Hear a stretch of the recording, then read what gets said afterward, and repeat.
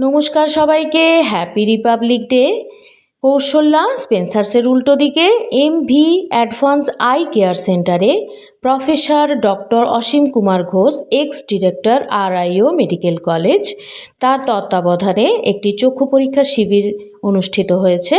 সঙ্গে উপস্থিত ছিলেন তার পুত্র ডক্টর অভিজ্ঞান ঘোষ, MBBS MS অপথলমোলজি। এখানে চক্ষু পরীক্ষা করা হলো এবং যাদের ছানি অপারেশন হবে সেটা কিভাবে হবে আমরা সেটা পরে জানিয়ে দেব।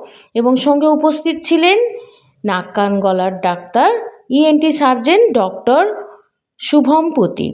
চোখ দেখানোর সাথে সাথে সবাই নাক কান গলাটাও দেখাতে পেরেছেন, এই সুযোগটা পেয়েছেন।